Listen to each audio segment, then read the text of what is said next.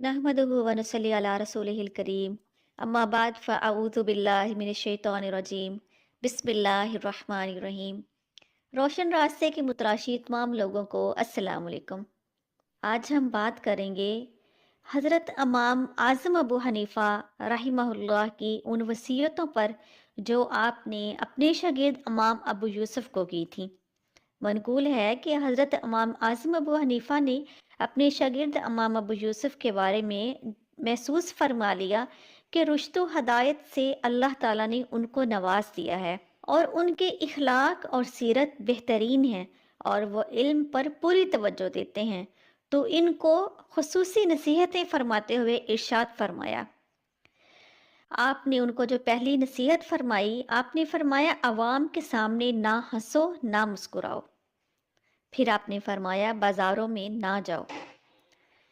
तीसरी वसीयत जो आपने फरमाया है और जो लड़के करीबुल बलोग हों उनसे बात ना करो क्योंकि ये लोग फितना हैं।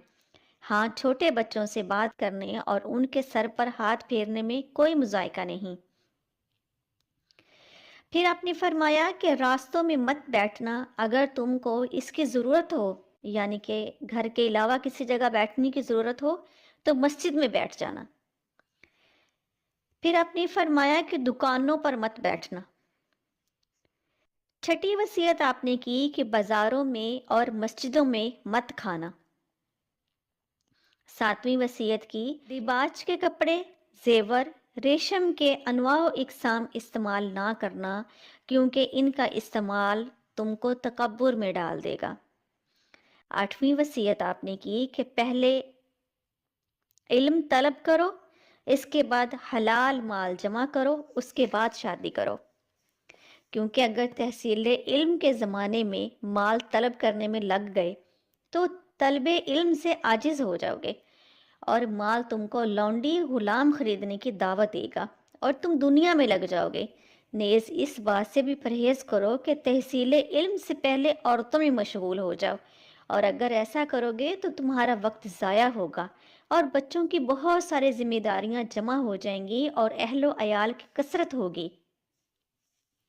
लिहाजा तुम इन हाजतों के पूरा करने में लगे रहोगे और इल्म और माल दोनों से रह जाओगे। नौवीं वसीयत आपने की कि ऐसे वक्त तलबे इल्म में मशगूल होना जब तुम्हारी जवानी का इब्तदाई दौर हो और तुम्हारा दिल इल्म के अलावा दूसरे कामों से फारिग हो। 10वीं वसीयत आपने की कि तुम अल्लाह से डरने को और अमानत अदा करने को और तमाम अवाम ख़ास की खैर ख्वाही को लाजिम पकड़ो। 11वीं वसीयत आपने की थी कि अगर 10 साल भी बगैर खुराक और बगैर कस्बे माश रह जाओ तब भी इल्म की जानिब से रूगर्दानी ना करना, क्योंकि अगर तुमने इल्म से एराज किया तो तुम्हारी रोजी तंग हो जाएगी। जैसा कि अल्लाह जल्ला शानुहु ने इरशाद फरमाया है, वमन आरदा अन ज़िक्री फ़इन्न लहू मईशतन दनका, और जिसने एराज किया मेरे जिक्र से बिलाशुबा उसके लिए तंगी की जिंदगी है। 12वीं वसीयत आपने की कि हक बात बयान करते वक्त किसी जाहो हशमत की परवाह न करना, अगरचे बादशाह हो।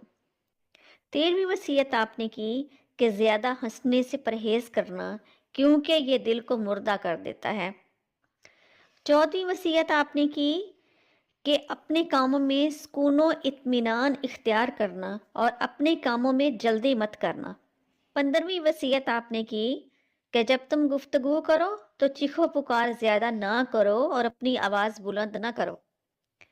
16वीं वसीयत आपने की कि लोगों के दरमियान होते हुए अल्लाह ताला का जिक्र ज्यादा किया करो ताकि लोग तुमसे जिक्र सीखें।